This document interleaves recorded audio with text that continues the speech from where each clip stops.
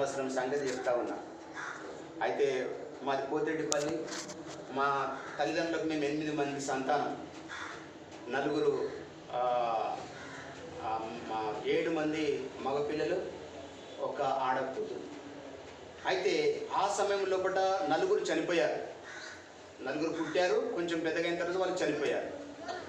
అయితే 5వ వానిగా దేవుడు నన్ను ఈ లోకంలో ప్రవేశపెట్టాడు. నా జన్మకు ఒక కారణం ఉంది. మా అమ్మ ఎవరో చెప్పారంట, పిల్లలు పుడుతూ ఉన్నారు, చచ్చిపోతూ ఉన్నారు, ఎవరు మీకు చేశారు కాబట్టి పిల్లలు పుట్టకుండా మీ ఇంటికి ఏదో చేసిందని చెప్పారంట. మాచిరెడ్డిపల్లిలో ఒక ఆమె ఉంటుంది అన్న, సుజమ్మనం పేరు ఏదో ఉంటుంది అని. అయితే ఆమె చెప్పిందంట. అప్పుడు వీళ్ళు ఏమన్నారంటే, మా నాన్నమ్మ వాళ్ళు ఏమన్నారంటే, మరి ఏం చేస్తే పిల్లలు బ్రతుకుతారు అని అంటే ఆమె చెప్పిందంట, ఎవరి ముఖం చూడకుండా ఉదయం పూట ఒక్కదానికి వెళ్ళి మా ఊళ్ళో ఒక మానిపట్టెలు ఒకటి ఉంటుంది, భూమి ఉంటుంది మానిపట్టెలు, మా ఊళ్ళో తెలిసి. అక్కడ ఒక చెట్టు ఉంటుంది. ఎవరి ముఖం చూడకుండా, వెనకతడి చూడకుండా, ఎవరికి కనపడకుండా నువ్వు 40 రోజులు ఆ చెట్టు దగ్గర నువ్వు పూజ చేసి రావాలి, తిరిగి రావాలి అని చెప్పారంట. పిల్లలంటే ఎవరికైనా ఆశ కాబట్టి మా అమ్మ ఆ విధంగా ప్రయాసపడి 40 రోజులు ఉదయమే ఎవరి ముఖం చూడకుండా లేచి ఆ చెట్టు దగ్గరికి వెళ్ళి పూజ చేసేదంట. మరి ఏం చేసేది తెలియదు. అయితే అది చేసిన తర్వాత 40 రోజులు అయిపోయిన తర్వాత ఆ మాచిరెడ్డిపల్లి ఆమె ఆ మంత్రసాన్ని వచ్చి ఏం చేసిందంటే, మీ ఇంటి చుట్టూ ఆ పునాదిలో బొమ్మలు ఉన్నాయి కాబట్టి అవి తొవి తీయాలని చెప్పిందన్నమాట. అట్లయితే నీ వ్రతం కూడా పూర్తి అయిపోయింది, నీకు పిల్లలు కలుగుతారని చెప్పిందంట. ఇంకా తవ్వడం స్టార్ట్ చేసిందంట. తవ్వుతూ ఉంటే 2 బొమ్మలు వెళ్ళాయంట. చెప్పంగా విందన్నమాట, అమ్మ చెప్పంగా విందా. 2 బొమ్మలు వెళ్ళాయంట. అవి తీసుకపోయి ఆమె ఎక్కడ పడేసిందో తెలియదు. అయితే ఆ తర్వాత కొన్ని రోజులకు మా అమ్మకు దేవుడు గర్భఫలం ఇచ్చాడు. ఆ తర్వాత నేను జన్మించడం జరిగింది. అయితే నేను జన్మించిన తర్వాత ఎంతో సంతోషపడ్డారు. అయితే ఆమె చెప్పినటువంటి ఆమె ఏంటిదంటే, నువ్వు పరశురాముడికి మొక్కినావు కాబట్టి నీ కొడుకు పేరు పరశురాముడు అని పెట్టాలంట. ఏంటిదా, నీవు ఆ చెట్టుకు జరిగిన ఒక వ్యక్తికి నువ్వు మొక్కినవు కాబట్టి నీకు జన్మనిచ్చిన నీ కొడుకు, నీకు గర్భఫలం ఇచ్చిన వాళ్ళు ఎవరో కాదు పరశురాముడు కాబట్టి పరశురాముని పేరు పెట్టాలి నీ కొడుకు అని చెప్తే నా పేరు పరశురాముడు అని పెట్టిందంట. అయితే పెద్దగా అయిన తర్వాత 5 సంవత్సరాలకు స్కూల్కి పంపించారు. స్కూల్కి పంపించిన తర్వాత ఆ స్కూల్లో దేవుని నమ్మినటువంటి బిడ్డ రత్నం సార్ అని బూచనపల్లి అనుకుంటా, బూచనపల్లి కాదు ఇది దానిలో మన శాంతశిష్టు వాళ్ళది ఊరు ఉంటుంది కాదు, బూచనలేనేమో. అయితే ఆ ఊర్లోకి వెళ్ళి మా ఊరికి టీచర్గా ఇంగ్లీష్ టీచర్ చెప్పడానికి రత్నం సార్ వస్తుండే. రిజిస్టర్లో ఏమో పరశురాముడు. అందరి పేర్లు పలుకుతున్నాయి, నా పేరు పలకడానికి ఆయన ఇబ్బందిగా ఉంటుండే. ఏం పేరు పెట్టారు వారి పేరు అంటే ఏమో సార్ అరే నీ పేరు మారుస్తారా బిడ్డ, మారుస్తారా అంటుండే. కానీ నాకు అంత జ్ఞానం లేదు కదా అప్పుడు. అది కొన్ని రోజులకి ఏం చేసినట్టే రిజిస్టర్లో ప్రసాద్ అని పేరు మార్చేసి, ఈ పేరు పలకడానికి నాకు కూడా ఇబ్బందిగా ఉన్నదని చెప్పి ఆ పేరు పలకలేను అని ప్రసాద్ అని పెట్టేశాడు. అప్పటి నుండి ప్రసాద్ అని పిలవడం జరిగింది. అది ఎందుకు గురించి మాట చెప్తున్నానంటే, మా అమ్మ పిల్లలు పుట్టి చనిపోతూ ఉన్నారు, పిల్లలు నిలవాలి, కొడుకు కావాలి, నాకు కూడా పిల్లలు ఉండాలని ఎంతగా ఆమె 40 రోజులు ప్రయాసపడి మరి ఆ అజ్ఞాన కాలంలో ఒక దేవుళ్ళు కానటువంటి వారికి మొక్కింది. మొక్కితే వాళ్ళ విశ్వాసం ప్రకారము దేవుడు నాకు ఈ లోకంలో రావడానికి అవకాశం కలిగజేశాడు. కానీ నాకు వచ్చినటువంటి ఆలోచన ఏంటి, ప్రభుని నమ్ముకున్న తర్వాత ఎవరినైతే మొక్కిందో మా అమ్మ, ఆ అపవాది బంధకంలో నేను ఉండాలి, అపవాది యొక్క క్రియలు నేను చేయాలి, అపవాదికి బానిసన ఏమి ఉండాలి, వాని మహిమ కొరకు నేను జీవించాలి. కానీ అదెందుకు కానీ ఎప్పుడైతే తెలివి వస్తా పోయిందో ప్రభు యొక్క సంకల్పం నా మీద ఉన్నది, దేవుని యొక్క సంకల్పం నా మీద ఉంది. పరశురాముడు అని పేరు తీసేసి ప్రసాద్ అని ఎప్పుడైతే ఆరంభమైందో, ఆ తర్వాత 5వ తరగతిలో 6వ తరగతి ఊరిడిచిపెట్టి 1984 సంవత్సరాలు సంగారెడ్డిలో 4 సంవత్సరాలు 6 సంవత్సరాలు 5 సంవత్సరాలు అక్కడ చదువుకున్నా. 84 10వ తరగతి అక్కడ చదువుకుంటున్నప్పుడు మెల్లమెల్లగా నాకు కోరిక స్టార్ట్ అయిపోయింది. హాస్టల్లో ఉన్నటువంటి పిల్లలు మందిరంకి వెళ్ళేవాళ్ళు. పాత మందిరం, ఇప్పుడు సిఎన్ మందిరం ఉంది సంగారెడ్డిలో. మందిరంకి వెళ్తే నేను కూడా వెళ్ళేవాడిని. అప్పుడు మా వాడని ఏం చేసిందంటే, సర్టిఫికేట్ ఏమో ఎస్ఎస్ సర్టిఫికేటు, మీరు చర్చికి వెళ్తారా అని బంద్ చేసిన సాట్ మార్గంలో వెళ్తే నా పెట్టి తీసుకొని ఊరికి పంపించేసి తీసి పంపిస్తుంది, చర్చికి వెళ్తావా అని. కొంత మా నాన్న ఎందుకు బిడ్డ ఎందుకు వచ్చిన బాధ, నువ్వు మంచి చదువుకో అని ఆ విధంగా మందిరం వెళ్ళడం కూడా బంద్ అయిపోయినా. అంటే ఒక్కొక్క క్రియ మెల్లమెల్లగా స్టార్ట్ చేశాడు దేవుని దగ్గరికి తీసుకురావడానికి. అట్లా అందుకని చెప్తా ఉన్నాను.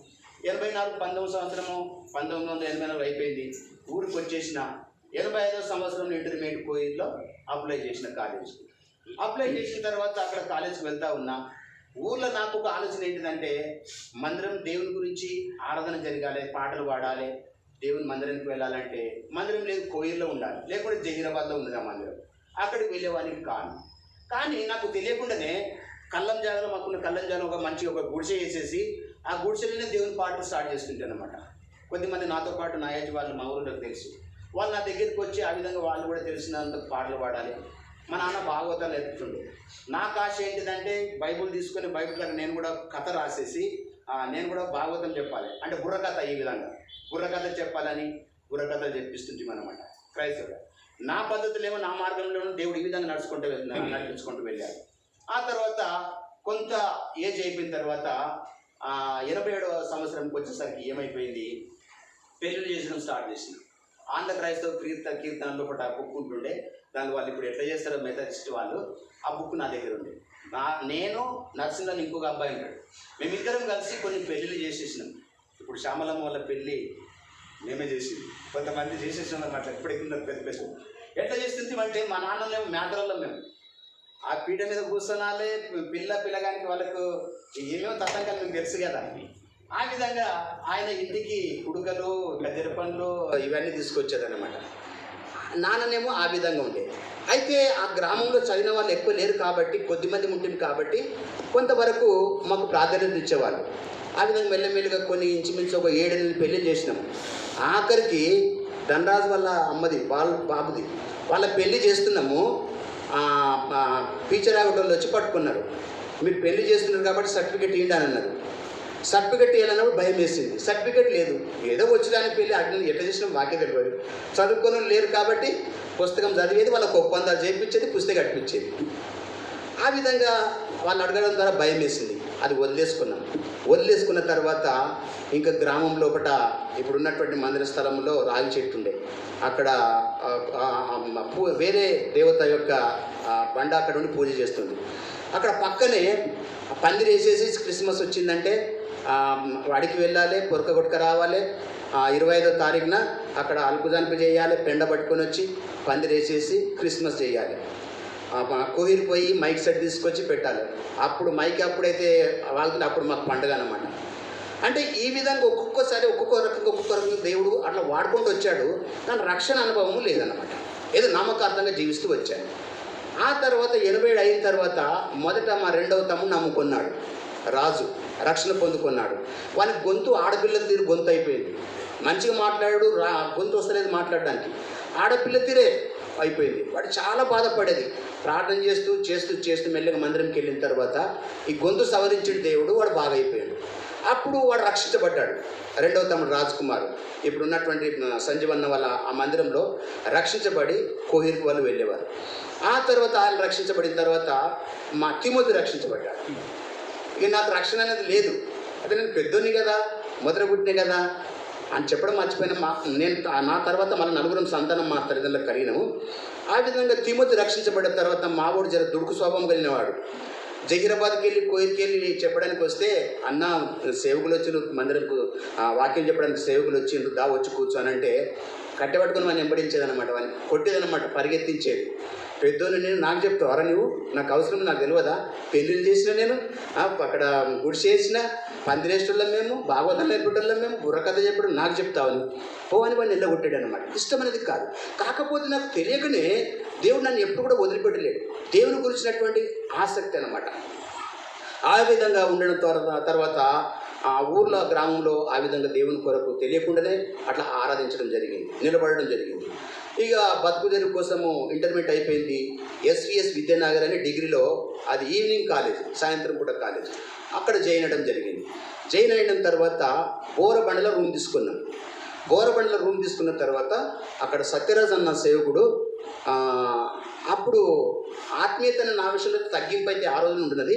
బోరబండ ఉన్నటువంటి మందిరంకు వెళ్తున్నటువంటి సమయంలో ఒకట ఆయన నన్ను బాగా ప్రభావితం చేశాడు. సత్యరాజ్ అని బాగా ప్రభావితం చేసి మందిరంలో వీనికి దేవుడు అంటే ఆసక్తి ఉన్నదని ఏం చేసిండంటే మందిరంలో నాకు పరిచర్యకు అప్పగించేవాడు.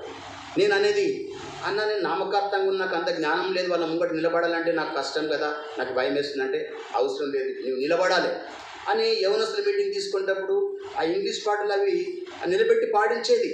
కానీ నువ్వు రాకున్న పర్లేదు బెదురు కదిలి అంతే, కానీ నువ్వు నిలబడాలి అని నిలబెట్టేది. అట్లా నిలబెట్టిన తర్వాత ఒక సంవత్సరం అయిన తర్వాత SP retirement uncle, Devadanam uncle అని బోరబండల వాళ్ళు రిటైర్మెంట్, ఇద్దరు భార్య భర్తలు నా నమ్మకత్వాన్ని విధేయతను చూసి ఏం చేశారంటే వాళ్ళ ఇంట్లో రూమ్లో ఉంచుకున్నారు. మాకు పిల్లలు దూరం ఉన్నారు, నీవు బుద్ధిమంతుడిగా కనిపిస్తున్నావు, మా దగ్గర ఉండాయా చూసుకుంటూ ఉండు అని చెప్పారు. అక్కడ ఉన్న తర్వాత ఆ అంకుల్ ఏం చేసిండు, ఆ మందిరంలో వాక్యం చెప్పడానికి ఒకరోజు అవకాశం ఇచ్చాడు. అంటే నాకు జ్ఞానం లేదు, కానీ దేవుడు ఆ విధంగా వాడుకుంటూ వచ్చాడని చెప్తా ఉన్నా. మా అమ్మనేమో ఒక దేవుడుగానే వారికి మొక్కింది, కానీ నిజమైనటువంటి దేవుడు ఎవరు అనేది ఇప్పుడు సత్యం తెలుసుకున్న తర్వాత ఇవన్నీ ఒట్టే కదా అని చెప్తా ఉన్నాను. ఆ విధంగా వాక్యం చెప్పడానికి వచ్చిన తర్వాత ఏ వాక్యం చెప్పానో ఇప్పుడు కూడా గుర్తులేదు, కానీ అది ఏం చెప్పినది గుర్తు చేసుకుని నాకే సిగ్గు అనిపిస్తుంది అప్పుడప్పుడు. అట్లా బోరమండలో నిలబెట్టుకున్న తర్వాత అక్కడ మంచి బుద్ధిమంతుని అయిపోయిన తర్వాత నాకు పిల్లలు చూశారు, అక్కడ ఒక అమ్మాయిని చూశారనమాట. అమ్మాయిని చూసిన తర్వాత అక్కడ ఎందుకు క్యాన్సిల్ అయిపోయిందంటే దేవుని సంకల్పాలు ఎట్లుంటాయి చూడు. అయితే అమ్మాయికి కొంచెం నాకంటే ఎట్లుంటుంది, వాళ్ళ ఇంటికి తీసుకుపోయారు. వాళ్ళ అన్న జీపీఎఫ్లో జనరల్ పోస్ట్ ఆఫీస్లో ఉద్యోగం. అయితే తీసుకుపోయి బ్రదర్ అయితే పర్వాలేదు మంచిగా ఆత్మీయుడే, కానీ కాకపోతే మరి హైట్ కొంచెము తక్కువ ఉంది కదా, మరి సరిపోదేమో అని అనుకున్నారు. అన్నప్పటికీ ప్రార్థన చేశారు. ఒకరోజు వాళ్ళ ఇంటికి తీసుకుపోయి సేవకుడు కూడా వచ్చాడు, కూర్చున్నారు. ఇద్దరిని ఒకసారి నిలబెట్టిన తర్వాత ఆమె నాకంటే హైట్ ఉన్నది. వాళ్ళకి కొంచెం నామూషి ఫీల్ అయిపోయి ఎందుకు మరి ఇది క్యాన్సిల్ చేసుకుంటున్నాం, మేము ఇవ్వలేమని అన్నారు. సరే ఇవ్వకుండా పర్లేదు, కొంచెం నాకు డిసప్పాయింట్ అయిపోయిన తర్వాత ఈ తాకడం ద్వారా రక్షణలోని ప్రార్థనలోనికి నడిపించాడు దేవుడు. నా బ్రతికేంటిది ప్రభువా, నేను ఎక్కడికి వెళ్ళి ఎక్కడికి వచ్చినా చదవబుద్ధి లేదు, ఏదైనా చేయాలంటే సహకరించేటటువంటి వాళ్ళు డబ్బు పరంగా కూడా నేను ఏం లేనటువంటి వాడు ఉన్నా కదా. ఇక్కడనేమో మందిరంకి వచ్చిన తర్వాత వాళ్ళేమో వాడుకుంటున్నారు మందిరంలో. తర్వాత ఈ వివాహ విషయంలో చాలా డిసప్పాయింట్ అయిపోయినా, నాకు ఎందుకు వచ్చింది ఇదంతా అని దేవుని సన్నిధిలో ప్రార్థన చేయడం స్టార్ట్ చేసిన తర్వాత 3 రోజులు మాకు బియ్యం లేదు, తినడానికి తిండి కూడా లేదు. అప్పుడు ఇంకా భారంగా దేవుని సన్నిధిలో గడపడం జరిగింది. అంటే రూమ్ తీసుకున్న తర్వాత కూడా అంకుల్ దగ్గర, దేవదానం అంకుల్ దగ్గర ఉండేవాడిని. కానీ రూమ్లో 3వ రోజు ప్రార్థన చేసుకుంటున్నప్పుడు గ్లాస్ ఫ్యాక్టరీలో ఒక బ్రదర్, ఆయన పేరు మర్చిపోయినా, ఆయన గ్లాస్ ఫ్యాక్టరీకి వెళ్ళేటప్పుడు మా రూమ్కి వచ్చేసి డోర్ కొట్టిన తర్వాత నేను డోర్ తీసిన తర్వాత ఏం బ్రదర్ బాగున్నానంటే బాగున్నామంటే ముఖమంతా పికప్ అయింది. ఏంది ఏం సమస్య అంటే లేదన్నా ఏం లేదు అని. లేదు నువ్వు చెప్పట్లేదు, ఏదో ప్రాబ్లం ఉందంటే ఏం లేదన్నా అని అంటే ఆ బ్రదర్ ఏం చేసినంటే వెళ్తూ ఎందుకు మరి నీకు సహాయం చేయాలనిపించిందని 3,500 రూపాయలు, ఎప్పుడు 91 సంవత్సరంలో మాట చెప్తున్నాను, 91 సంవత్సరం 3,500 రూపాయలు నాకు ఇచ్చి, అన్న నాకెందుకన్నా అంటే లేదు ఎందుకు నాకు ఇవ్వాలనిపించింది అంటే మళ్ళీ నేను మీకు ఇవ్వలేను కదా అన్న, నాకు ఇవ్వకూడదు, ఇవ్వాలని ఇస్తలేను అని పెట్టి అని వెళ్ళిపోతూ ఉన్నట్టు. అప్పుడు కొంచెం ప్రభులో ఒక విశ్వాసం, మొదటి క్రియ అనమాట, విశ్వాసం పెరిగిందనమాట. అంటే నేను ప్రార్థన చేయడం ద్వారా దేవుడు నా ప్రార్థన విన్నాడు కదా, దేవుని కొరకు జీవించాలని చిన్న ఆశ ఆ విధంగా ఆత్మీయతలోకి రావడం జరిగింది. మందిరంకి వెళ్తూ ఉన్న ఆంధ్ర వాళ్ళు అప్పుడు ఈ ఖైరతాబాద్ ఆ బ్రిడ్జ్ కడతా ఉన్నారు. అక్కడ ఏది ఎన్టీఆర్ పార్క్ అయితే ఉంటుంది, లుంబిని పార్క్, అక్కడ వెళ్ళడానికి ఆ బ్రిడ్జ్ కడతా ఉన్నారు. ఆంధ్రోళ్ళు వచ్చేసి మా దగ్గర ఉండి అక్కడ కింద పని చేస్తూ ఉన్నారు. అయితే క్రిస్మస్ టైంలో తర్వాత ఈ ఇంకోటి మనది ఉంటుంది కదా, మార్చిలో ఏప్రిల్లో జరిగేది గుడ్ ఫ్రైడే, వాక్యానికి తీసుకొని వెళ్ళేవాళ్ళు. కానీ ఏం చెప్పినా నాకు తెలియదు, నా విధేయతను బట్టి చూసి నా ప్రవర్తన బట్టి వాళ్ళతో వాడుకునేవాళ్ళు. కానీ ఏం చెప్పినా నాకు తెలియదు. ఆ విధంగా దేవుడు వాడుకుంటూ వచ్చాడు. ఆ తర్వాత ఇంకా మా కొరకు ప్రార్థన చేసినటువంటి మేలు సంఘం మా బావ నరసింహన్ ఉంటాడు, వాళ్ళు షాపూర్లో ఉండడం జరిగింది. షాపుల్లో ఉన్న తర్వాత అరే అక్కడే ఉండవురా, నా దగ్గరికి రా, నేను ఏదైనా పని చూపిస్తాను, ఇక్కడ ఏదైనా పని చేసుకో, మందిరంకు రా, నువ్వు ఇట్లా పాడైపోతావు నీవు అని షాపూర్కు రమ్మన్నాడు. షాపూర్కి వెళ్ళిన తర్వాత అది 1992 సంవత్సరం, డేట్ గుర్తులేదు. అక్కడ మందిరానికి తీసుకొని వెళ్తూ ఉంటే చింతల్లో షాపూర్ నుండి చింతలు నడుచుకుంటూ వెళ్ళేవాళ్ళం. అక్కడ మందిరం షాపూర్లో తర్వాత కట్టారు మందిరం. ఆ తర్వాత 1992 సంవత్సరంలో ఆయన భక్తి అంకులు ఆ మందిరం ఓపెన్ చేయడానికి వచ్చినప్పుడు, ఈరోజు భక్తి అంకులు వస్తున్నాడురా, నీవు ఉండాలి ఈరోజు అని అంటే, నేను అబద్ధం చెప్పి లేదు బాబా నాకు స్పెషల్ క్లాస్ ఉందని పోయి ఆర్టిస్ట్ క్లాస్ రూమ్లో సినిమా టాకీస్లో కూర్చున్నాను. అయితే ఆ విధంగా వెళ్ళడం ద్వారా నాకు ఏం లాభం జరగలేదు, చేతులు డబ్బు ఉండేది కాదు, రకరకాలుగా నేను ఇష్టానుసారంగా జీవించినటువంటి దినాలు. అయితే భక్సింగ్ అంతా వచ్చి ఆ మందిరము ఓపెన్ చేసి వెళ్ళిపోయిన తర్వాత, ఇనాగరేషన్ చేసిన తర్వాత, ఆ డెడికేషన్ చేసి వెళ్ళిన తర్వాత ఒక వారం రోజులకు అనుకుంటా తెలియని రీతిగా మనశ్శాంతి అంటూ లేదు. ఎంతమంది చెప్పినా ఆయన నా కొరకు వాళ్ళు ప్రార్థన చేస్తున్నారు, మా బోరబండ అట్లా వాడుకున్నాడు, ఊర్లో కూడా నేను ఈ విధంగా వాడబడ్డా, కానీ నా భవిష్యత్తు ఏంటి, నేను ఏంటిది అబద్ధాలు ఆడుతున్నా కదా. చదువు అప్పుడు సెకండ్ ఇయర్ ఫెయిల్ అయిపోయిన సబ్జెక్టులు పోయినాయి, ఆ కాలేజీకి డిగ్రీ కాలేజీకి వెళ్ళడం లేదు, రకరకాలుగా బాధలు గుర్తుకొచ్చేసి ఎందుకు ప్రభువా ఇట్లా, మరి ఒకవేళ ఎంతోమందిని రక్షించినావు కదా, నిజంగా నీవైతే నాతో మాట్లాడన్నా కానీ ఆ మాట స్వరం నేను వినలేదు. కానీ అట్లా అనుకొని ఆ రోజు మా బావ రమ్మనక ముందే దేవుని మందిరం సండే రోజు మందిరానికి వెళ్ళిన తర్వాత అట్లా కూర్చున్నా. వాక్యం ఏం చెప్పిండో తెలియదు సేవకుడు, కానీ మధ్యాహ్న బల్ల సందర్భం లోపల ఒక ఆలోచన వస్తుందన్నమాట. ఎవరో మాట్లాడినట్టు, నువ్వు అక్కడ చూడు అన్నట్లు పదే ఆ మాట్లాడుతున్న ఒళ్ళంతా చెమటలు, జ్వరం వచ్చేసింది అనమాట. వణుకుతా ఉన్నా, బల్ల పొలిపిడి నిలబడి చెప్తా ఉన్నా, నిజంగా వణుకుతా ఉన్న షివరింగ్ వచ్చేసింది. అక్కడ చూడు అన్న తర్వాత కళ్ళు తెరవలేనటువంటి పరిస్థితులు కళ్ళు తెరిచి చూస్తే ప్రకటన 3:19 అక్కడ ఉన్నది ఒక వాక్యం ఉంది. నేను ప్రేమించే వారందరినీ గద్దించి శిక్షించున్నాను కనుక నీవు కూడా ఆసక్తి కలిగి మారు మనసు పొందు అని అన్నాడు. ఆ మాట ఈ విధంగా నువ్వు మాట్లాడతావా, నీ స్వరమైతే నేను వినలేను, కానీ మరి నిజంగా ఈ నాకు రక్షణకరమైన వాక్యం అయితే ఈనాటి నుండి నీ కొరకు జీవించినట్టు నన్ను మార్చేసాయి, నీ కొరకు నేను జీవిస్తాను, నేను కూడా తీర్మానం చేసుకుంటాను. షాపూర్ నగర్లో 1992 సంవత్సరంలో రక్షణ పొందుకోవడం జరిగింది. ఇక ఆ తర్వాత మళ్ళా 97 వరకు జీవితం కొనసాగింది. 97లో మా మ్యారేజ్ అయిపోయింది. 1997లో మా మ్యారేజ్ అయిపోయింది. మ్యారేజ్ అయిపోయిన తర్వాత జోగిపేటకు ట్రాన్స్ఫర్ అయింది. ఫస్ట్ అపాయింట్మెంట్ జోగిపేటకు ట్రాన్స్ఫర్ అయిపోయిన తర్వాత అక్కడ నేను ఇంకా హైదరాబాద్కు అప్ అండ్ డౌన్ చేస్తుంటాను అన్నమాట. 6 రోజులు 5 రోజులు అక్కడ ఉండాలి, శనివారం రావాలి, ఆదివారం ఉండాలి, మళ్ళీ సోమవారం వెళ్ళిపోవాలి. అయితే మందిరం కూడా అప్పుడప్పుడు వెళ్ళేది, హైదరాబాద్లో వెళ్ళేదన్నమాట, ఇక్కడ కాదు. వెళ్ళిన తర్వాత కూడా నా లోపల కార్యాలు నిజమైనటువంటి విశ్వాసం అనేది, అంటే విశ్వాసంగా నా లక్షణాలు లేవు నా లోపల. మందిరానికి వెళ్తున్నా కానీ మార్పు అనేది లేదు. అయితే జోగిపేటకు వచ్చిన తర్వాత మా సిస్టర్ ఏమన్నదంటే, మనము క్లినిక్ పెట్టుకుందాము, నీవు అక్కడ వెళ్ళడం ద్వారా ఏమనుకుంటారు, భార్య సతాయిస్తున్నదేమో, లేనిపోని మాటలు మాట్లాడుతున్నదేమో, మరి ఆయన్ను ప్రేమించట్లేదేమో, ప్రభుత్వ ఉద్యోగం ఉన్నప్పటికీ కూడా ఈ విధంగా టార్చర్ పెడుతున్నదేమో, అందుకొని హైదరాబాద్ వచ్చి ఉద్యోగం చేస్తున్నాడేమో అని అనుకుంటారేమో. చాలు వద్దు, నీవు ఉద్యోగం మానేసి మనం ఇక్కడ ఏదైనా క్లినిక్ పెట్టుకొని ఇక్కడ బ్రతుకుదాము అని చెప్పేసి నాకు కూడా నిజం అనిపించేసింది. నాకు ఎవరేమనలేరు కానీ అనుకుంటారేమని పని చేయించింది. మానేసిన తర్వాత క్లినిక్ పెట్టుకున్నాం.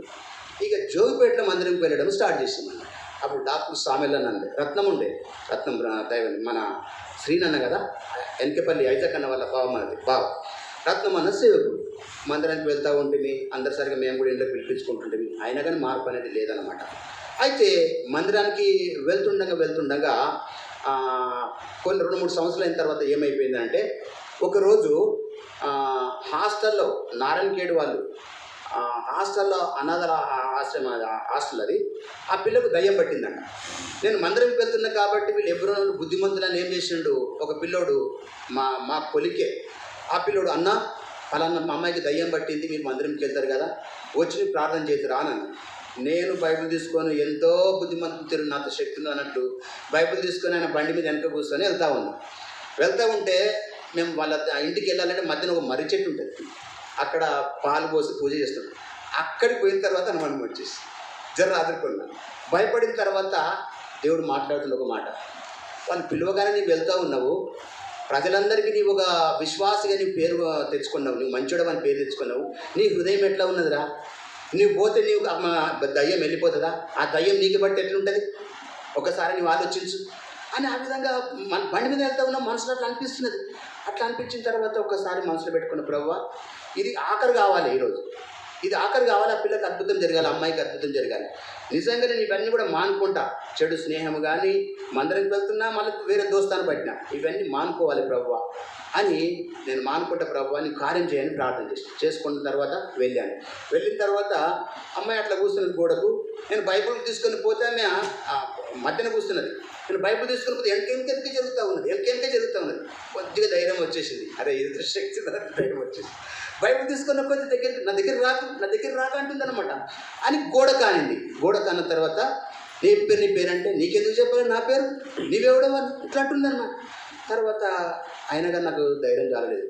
నేను ప్రార్థన అయితే చేస్తా, నాకు అంత శక్తి లేదు, వేరే సేవకుల దగ్గర తీసుకుపో అని ఆ బ్రదర్కి చెప్పింది. అయితే అది కొంత. రెండవది ఆ కార్యం జరిగింది నాకు.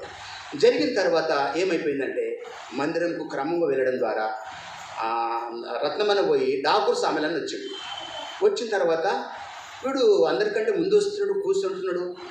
బాగా ఇంచుమించు ఒక సంవత్సరం అంతా గమనించాడు. అప్పటికి 4 సంవత్సరాలు అవుతుంది. గమనించిన తర్వాత ఏం చేసిందంటే చిన్నగా మందిరం ఊడవడం పెట్టిండు. మందిరం ఊడవాల బిడ్డ, మందిరం ఊడ్చేసి సాపలేయాలి. సాపలేసిన తర్వాత కూడా మళ్ళీ కూడా చీపురుతో ఊడవాలి. నేను మందిరం ఊడ్చిన తర్వాత సాపలేసి ఊడుస్తున్నా లేదని ఇంట్లోకెళ్ళి కిటికీలకెళ్ళి చూడాలి అంకుల్ అన్న.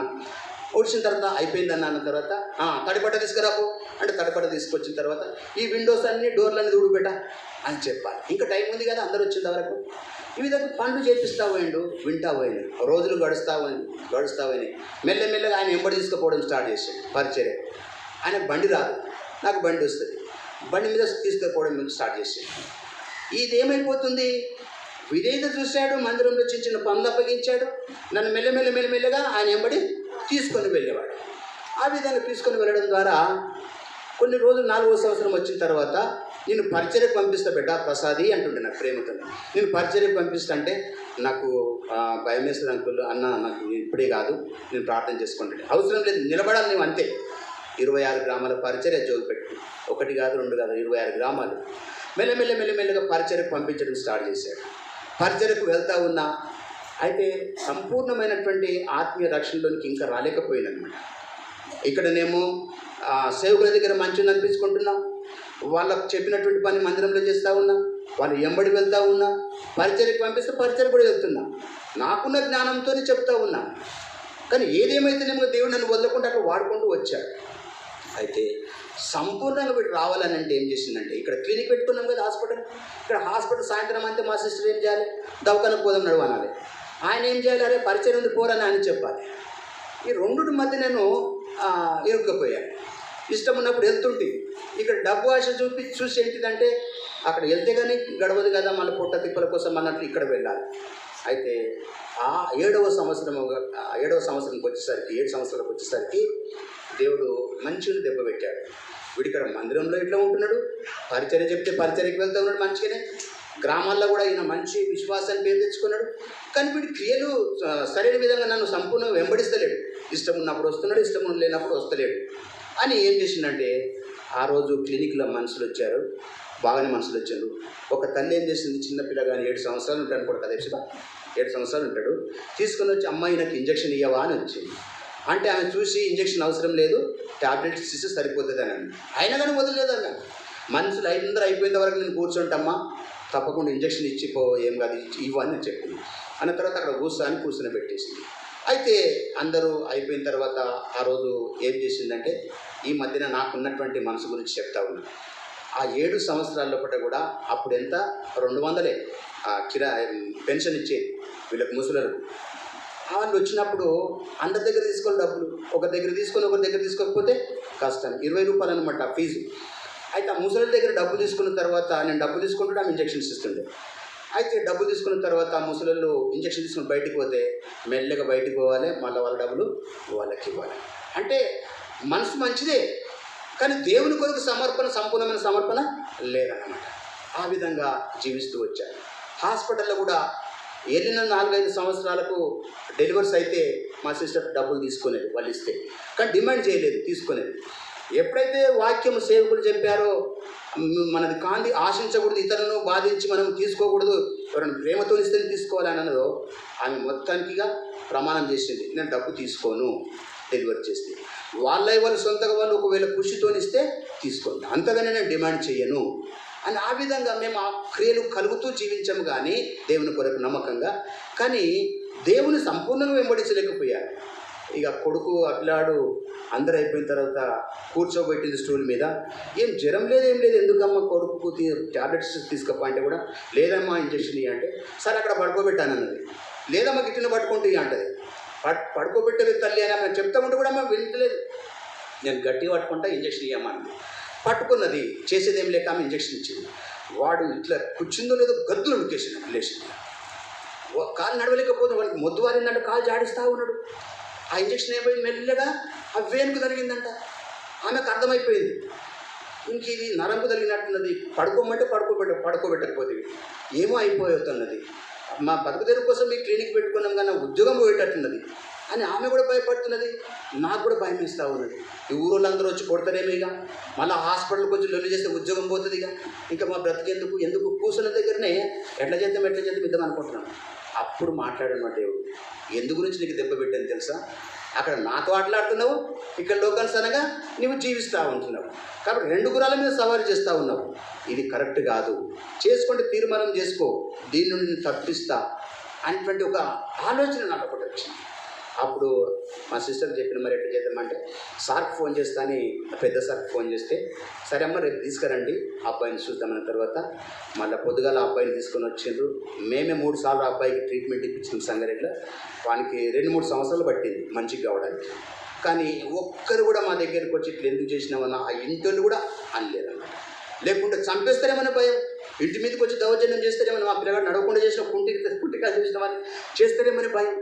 అప్పుడు నేను ఒక తీర్మానం చేసుకుని, ప్రభువా ఇది ఆఖరిగా నేను పరిచర్కి ఇది మానేస్తాం, క్లినిక్ మానేస్తాం, ఇప్పుడు నాకు స్పష్టంగా నువ్వు మాట్లాడేంత వరకు నేను నీ సేవ నేను చేయ పరిచర్కి వెళ్ళాను అను.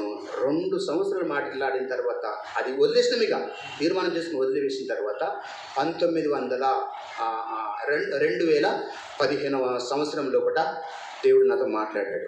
అది 2 దినవృత్తాంతములు 29వ అధ్యాయము 11వ వచనంలో ఉందన్నమాట. నా కుమారులారా, హిజ్కియాతో మాట్లాడినటువంటి సందర్భంలో అది, నా కుమారులారా, తనకు పరిచర్య చేయుటకు, తన సన్నిధిలో నిలిచి ధూపం వేయుటకు, తనకు పరిచర్య చేయుటకు యెహోవా మిమ్మల్ని ఏర్పరచుకుని గనక మీరు అశ్రద్ధ చేయకుడి, ఈ మాటతో మాట్లాడింది. అప్పుడు మాట్లాడిన తర్వాత తీర్మానం చేసుకున్న తర్వాత సంఘ పెద్దగా అపాయింట్మెంట్ చేశారు. సంఘ పెద్దగా నాకు తెలియదు, సంఘ పెద్దగా చేసిన తర్వాత అంతకుముందున్న సంఘ పెద్ద ఎక్కడికి వెళ్ళో వచ్చినోనికి ఏం ముఖం తెలియనోనికి వాళ్ళకి సంఘ పెద్ద చేస్తావా అని గల్లపెట్టి ఎత్తుకపోయిండు ఆయన. ఇప్పటికీ వదిలేడు ఆయన గల్లపెట్టి, అంటే కోపం అన్నమాట. అయినా పర్వాలేదు, సంఘం లోపల నన్ను అపాయింట్మెంట్ చేసిన తర్వాత 7 సంవత్సరాలు దేవుని కృపను బట్టి మొన్న వచ్చిన దుర్గన్న మాతో పాటే 3 నమ్మకంగా పనిచేశారు. ప్రభు కొరకు నమ్మకంగా జీవిస్తాం. సంఘం భారమంతా దేవుడు నా మీద వేశాడు. ఆ 7 సంవత్సరాలు కూడా నిజంగా ఎందుకు వచ్చింది ప్రభు అని సనిగిన రోజులు చాలా ఉన్నాయి. ప్రతి వారం కూడా 4 సేవకుల దగ్గర పనిచేసే అవకాశం దేవుడు నాకు ఇచ్చాడు. వాళ్ళ దగ్గర ఎంతో నేర్చుకున్నా. అది బెరేయ సంఘం, అది అపోస్తుల కార్యం 17వ అధ్యాయం 11వ వచనంలో ప్రకారము పౌలు శీలలు వాక్యం చెప్పిపోయిన తర్వాత బెరేయ సంఘస్థులు ఆ వాక్యం అట్లా ఉన్నదా లేదా, కరెక్టా కాదా అని మళ్ళీ పరీక్షించేవారంట బెరేయ సంఘస్థులు. అలాంటి సంఘం లోపల ఇప్పుడు దేవదాస్ అన్న ఇక్కడ సేవ చేశాడు. ఫస్ట్లో దేవదాస్ అన్న కూడా అక్కడనే రక్షించబడ్డాడు, అజ్జోగిపేట బెరేయ సంఘంలో కూడా. అక్కడ నుండి వాళ్ళ తమ్ముడు ఇంకొకైనా రక్షించబడ్డాడు. ఇప్పుడు అడ్డగుట్ట సామెలు అన్న వాళ్ళు అంటారు, మీకు తెలిసి ఉండొచ్చు కొద్దిమంది, జానన్న పోతూ ఉండే వాళ్ళందరూ కూడా ఆ సంఘం ద్వారానే వాళ్ళు రక్షణలోకి వచ్చి సేవ చేయగలిగినారు. అలాంటి సంఘంలో దేవుడు దాదాపుగా నన్ను 10-12 సంవత్సరాలు దేవుడు అక్కడ వాడుకున్నాడు. చాలా ఆత్మీయులు, ఎంత ప్రేమించేవారు. 26 గ్రామాలు, ప్రతిరోజు మందిరానికి వెళ్ళి పరిచర్యకు వెళ్ళేది, బైబిల్ క్లాస్కి వెళ్ళేది, ఇంకా సంగారెడ్డి నుండి కూడా పరిచర్యకి వేసేది. ఎక్కడెక్కడ పిట్లెం, బాన్సువాడ, అంకోల్ క్యాంపు, నసరుల్లాబాద్, అక్కడ దేవుడు అక్కడ వాడుకుంటూ వచ్చాడు. ఎందు గురించి మాట చెప్తా ఉన్నానంటే, అమ్మ మొక్కింది అన్ని దేవతలకు, ఆ అన్ని దేవతలు ఏమైపోయారో నాకు తెలియదు, కానీ నేనే నిజమైన దేవుణ్ణి, తల్లి గర్భంలో నుండి నేను ఉద్భవింపజేసింది నేనే, నేను నిర్మించిన వాడను నేనే అని నా నిజమైన దేవుడు తన వైపు లాక్కున్నాడు. బుద్ధి వచ్చినప్పటి నుండి కూడా పేరు మార్పు కాడికి వెళ్ళి దేవుని యొక్క క్రియలు నాలో బయలుపడతా వచ్చినాడు. నేను గ్రహించలేకపోయినప్పటికీ ఆయన నన్ను మాత్రము వదిలిపెట్టలేడు. సంఘ పెద్ద అయిన తర్వాత చాలా నిర్ణయాలు తీసుకోవడం జరిగింది. అవన్నీ చెప్తే సమయం సరిపోదు, ఇంకొక 5 నిమిషాలు చెప్తా. కాబట్టి ఆ విధంగా సంఘ పెద్ద పరిచయం చేసుకుంటూ సంఘ పెద్ద అయిన తర్వాత మోహన్ అనే సేవకుడు ఒక ఫంక్షన్కి పంపించాడు. ఏది ఎంగేజ్మెంట్ ఫంక్షన్ కానీ తర్వాత కొన్ని కూడికలు కానీ పంపిస్తే వాళ్ళు ఇచ్చినటువంటి ఆ కానుకను తీసుకొచ్చి మళ్ళీ ఆయనకి ఇచ్చే నా స్వభావం చెప్తా ఉంది. నాలో ఏదన్నా స్ట్రాటజీ లేదు. వాళ్ళని మంచిగా చేసుకొని ఇది నేను పెద్దగా కావాలి ఇలాంటి గుణం అయితే నాకు దేవుడు ఎప్పుడు కూడా ఇవ్వలేడు. ఆ తెచ్చినటువంటి డబ్బులు ఆయనకి ఇస్తే వేరే బ్రదర్, మా తోటి బ్రదర్ అంటున్నారు, అన్న నువ్వేం నేర్పుతున్నావు వాళ్ళకు, సేవకులకు ఏం తర్వాత వచ్చిన సేవకులు ఎట్లా ఉంటారు చెప్పు, నువ్వేం నేర్పుతున్నావు అన్న, అది నువ్వు తీసుకో అంటే మా సిస్టర్కి ఉద్యోగం ఉన్నది, దేవుడు ఇచ్చినంత వరకు లేనప్పుడు తీసుకుంటా, కాబట్టి దేవుని కొరకు నేను ఏదైనా సేవ చేయాలి అని ఆ విధంగా సేవ చేసినటువంటి రోజులు ఉన్నాయి. దేవుని మహిమ కొరకు చెప్తా ఉన్నాం. ఎందు గురించి ఈ మాట ఉదయం కూడా చెప్పాలా వద్దా ప్రభు అనుకున్నా కానీ పౌలు గారు కూడా అపొస్తలుల కార్యంలో చెప్తాడు. ఆయన ఎట్లా ప్రయాసపడ్డాడు, నేను ఎవరి కొరకు కాదు అంటే ఈ మాదిరి మనం కూడా ఉండాలి, అట్లయితే దేవుడు తప్పకుండా వాడుకుంటాడు, విడిచిపెట్టడు అని వాళ్ళను ప్రోత్సహించడానికి చెప్పాడు. అంతేగాని నేనే పెద్ద అని అక్కడ పౌలు గారు చెప్పలేడు. తను చేసినటువంటి పడినటువంటి ప్రయాసం అంతా ఆ విధంగా వాడుకుంటూ వచ్చాడు. ఆ తర్వాత సేవకులు లేని రోజుల్లో కూడా మేము ఒక తీర్మానం చేసుకోదన్నా, మందిరంలో ఉండాలంటే కష్టం, వచ్చినట్టు కొండతామేమో, వచ్చినటువంటి సేవకులకు వారం వచ్చినటువంటి సేవకులకు ఒకరోజు నీవు వండుకరావు భోజనము, ఒకరోజు నేను వండుకరావు, ఒక వారం నేను వండుకొస్తాను. అట్లా ఇంచుమించు 2-3 సంవత్సరాలు మేమే పరిచయం చేసేవాళ్ళం. ఇంటికి వెళ్ళి వండుకొని వెళ్ళేవాళ్ళం. మా సేవకులకు పరిచారకులు పెట్టేవాళ్ళం. అంటే పరిచయంలో భాగం ఇదంతా. ఎందు గురించి మాట చెప్తున్నాను, మనకు బాధ్యత అప్పగించిన తర్వాత ఒక పరిచారకులు కానీ సేవకులు కానీ మనం చేసే విషయంలో వెనుకంజ వేయకూడదు. నేర్చుకోవాలి మనం సేవకులు భోజనం పెట్టే విషయంలో కానీ ఆదరించే విషయంలో కానీ. మోహన్ సేవకుడు వచ్చిన తర్వాత మందిరం కడతా ఉన్నారు. పైన మందిరం కట్టిన తర్వాత నాకు ఒకటి ఆశ ఏంటిదంటే ఈ మందిరం కంటే ఎక్కువ స్పెషల్ మీటింగ్ కానీ యవనస్తుల కూడికలు కానీ సిస్టర్స్ మీటింగ్ కానీ కావాలి. ఆండర్సన్తో నమ్మకంగా కాబట్టి అంకుల్కి చెప్తే ఏంటిదంటే స్పెషల్ మీటింగ్ అరేంజ్ చేయాలి అంటే ఎంతున్న డబ్బులు ఒక 50,000 అంకుల్ నువ్వైతే అరేంజ్ చేయాలి. ఈ మాట చెప్తే ఆయన ఏమన్నా డబ్బులే ఎట్లా చేస్తావా అని మా సేవకుడు అన్నాడు. అయినా కానీ మాట అంకుల్ మాట విని ఆ మీటింగ్ అరేంజ్ చేసిన తర్వాత ఆ 50,000 వంగానే మళ్ళీ 50,000 వచ్చేసి. అంటే దేవుని కొరకు మనం ఎప్పుడైతే పెడతామో అది దేవుని పైసా, అది మనది కనెక్ట్ కాదు. మన సొంత పైసా మన సొంత వాడుకుంటే ఆలోచించవచ్చు. దేవుని పైసా దేవుని కొరకు పెట్టాలి. పరిచయ కొరకు మనం ఖర్చు చేస్తే మళ్ళీ ఎక్కడి నుండి తీసుకొని వస్తాడు దేవుడు, తప్పకుండా సమకూరుస్తూ ఉంటాడు. అట్లా కొద్దిమంది ఏమైంది, 2-3 ఊళ్ళు కలువరికి పోవడం స్టార్ట్ చేసింది. ఎందుకు వెళ్తున్నారని నేను పరిచయకు వెళ్తే, అన్న సేవకుడు ఈ విధంగా, సేవకుడు అట్లా అంటున్నాడు ఇట్లా అంటున్నాడు, మమ్మల్ని తిడతా ఉన్నాడు, మనల్ని ఉద్దేశించే వాక్యం చెప్తా ఉన్నాడు, కాబట్టి రాబుద్ది అయితే లేదు. మళ్ళీ తర్వాత ఆ కలువరికి పోతే పెట్టే వాళ్ళు పంపిస్తున్నారు, బర్త్డే అయితే కేక్ వాళ్ళే పంపిస్తున్నారు, ఇవన్నీ చేస్తున్నారు. కాబట్టి మేము వెళ్ళట్లేదన్నా, అక్కడికి వెళ్తున్నామన్నా, రావట్లేదన్నా. సరే మంచిదని వాళ్ళకు నచ్చ చెప్పేసి సేవకులు ఈరోజు ఉంటారు, రేపు పోతారు. వాళ్ళు కాదు, లోకల్లో ఉంటారు. మనం ఎవరు అందరూ కూడా మా బలహీనులే, ఎవరో మంచులు కాదు. కానీ వాక్యాన్ని బట్టి దేవుని ప్రేమిస్తున్నట్లయితే మందిరం ప్రేమిస్తున్నట్లయితే తప్పకుండా రా, నేనున్నా కదా నీకు ఎందుకని అట్లా చెప్పిన రోజులు కూడా ఉన్నాయి. అలాంటి వారి కోసం ఒక ప్రయత్నం చేశాము. ఒక ఇంటికి 5,000 ఇవ్వండి, ఒక ఇంటికి 5,000 ఇవ్వండి. 23 గ్రామాలు ఉన్నాయి, 26 గ్రామాలు ఉన్నాయి కాబట్టి ఇంటికి 5,000 ఇవ్వండి. మీ లోపల ఎవరైనా చనిపోతే మీ గ్రామం లోపల మేమే పెట్టి తీసుకొని వస్తాము, సంఘంలో వచ్చి మేమే సమాధి చేసేసి వస్తాము అని చెప్పిన తర్వాత ఒక వారం రోజుల్లో కూడా 98,000 జమైంది. ఒక వారానికే. ఇప్పుడు ఆ డబ్బులు ఇప్పటికి కూడా నా పేరైతే వద్దు, ఇప్పుడు శాశ్వతంగా ఉండా అని ఒక వ్యక్తి పేరు మీద అక్కడ డిపాజిట్ చేసి రావడం జరిగింది. ఇప్పటికి ఉన్నాయి అక్కడ, అట్లనే ఉన్నాయి. అదే సరైన సమయానికి అవి వాడండి. ఎందుకంటే దేవుని కొరకు మనం తీర్మానం చేసుకున్న తర్వాత, ప్రమాణం చేసిన తర్వాత కొన్ని మన ద్వారా కార్యం జరిగినప్పుడు దేవునికి మహిమ కలగాలి.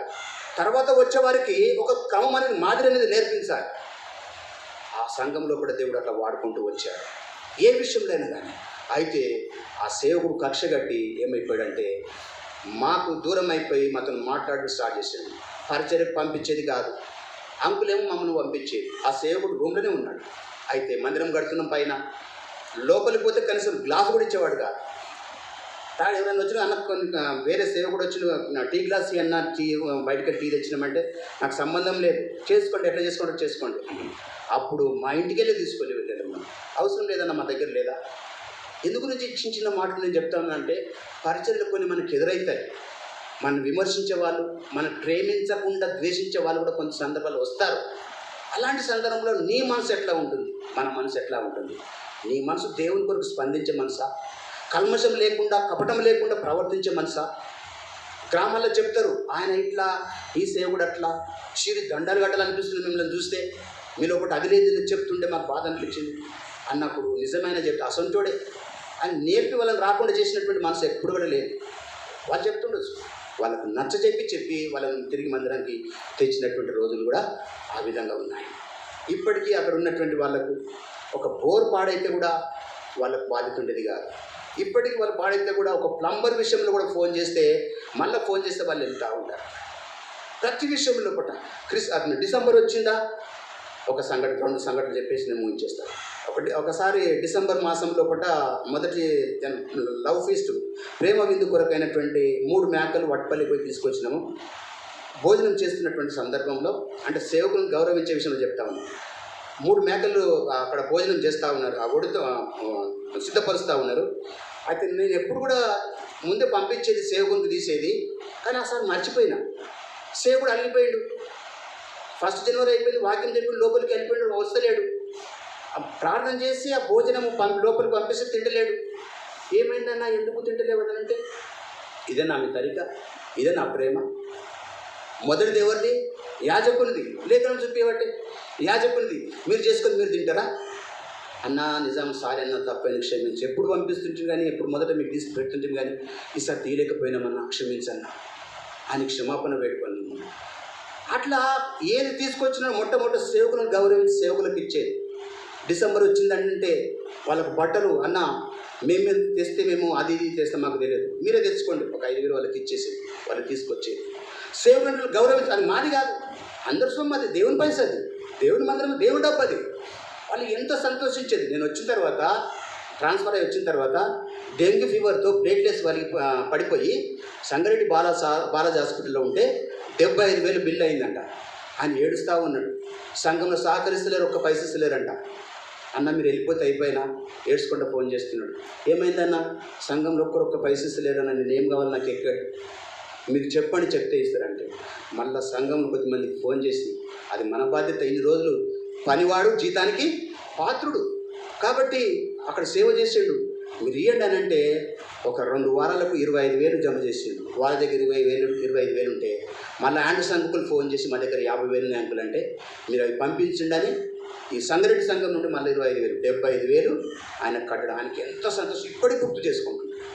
ఎందుకంటే మనం వెళ్ళిపోయిన తర్వాత వరకు ఉపయోగకరమైన పాత్రగా మనం ఉండాలి. సేవకులను ప్రేమించే విషయంలో కూడా ఎప్పుడు కూడా వెనకంజ వేయకూడదు, మనది కాదు డబ్బు. కాబట్టి ఆ విధంగా దేవుడు వాడుకుంటూ వచ్చాడు. అంటే దేవుని మహిమ కొరకు, మీరు కూడా ప్రోత్సహించబడ్డ కొరకు ఈ విషయాలు చెప్తున్నాను కానీ ఏదో డబ్బా కొట్టుకోవడానికి కాదు.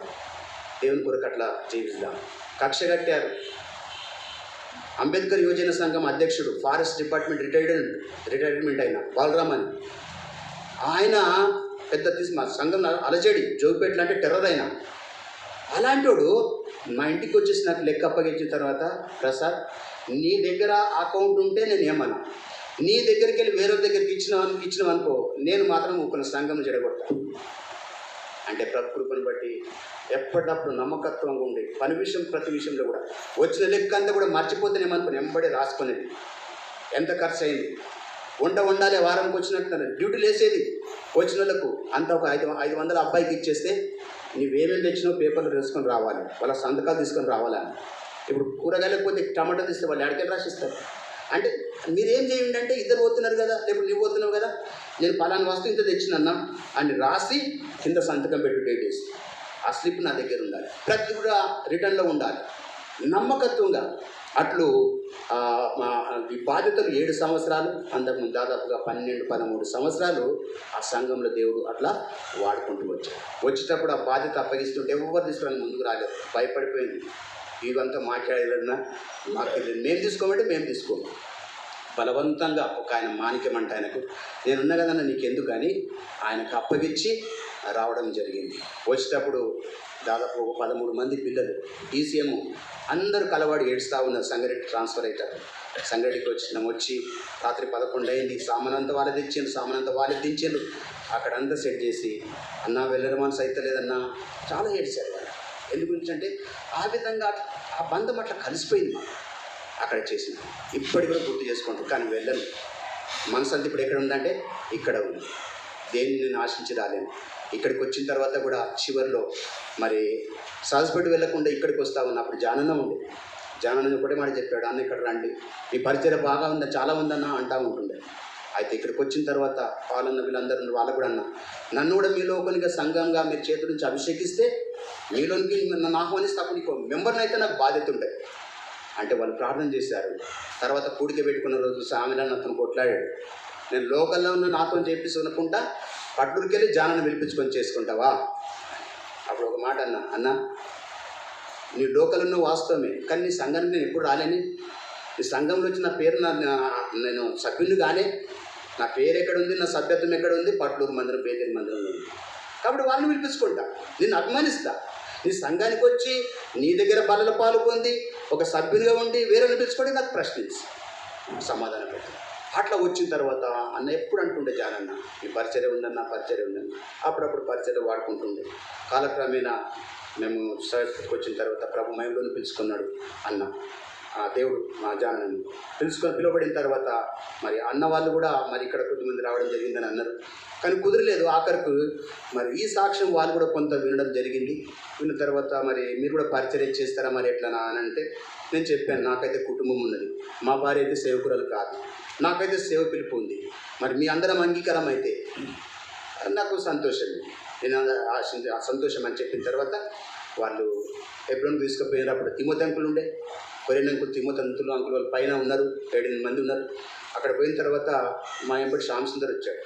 కొంచెం వాళ్ళకు లోకల్ మంచిగా అనుబంధం ఉంటుంది కాబట్టి శ్యామ్ సుందర్కి ఇవన్నీ చెప్పిన తర్వాత శ్యామ్ సుందర్ మాట్లాడాడు, అన్న వాళ్ళతో మాట్లాడిన తర్వాత అంకుల్ ఒకటి అడిగాడు, కొరియన్ అంకుల్ అన్నది, మరి మీ భార్య సేవకురాలు కాదా కదా?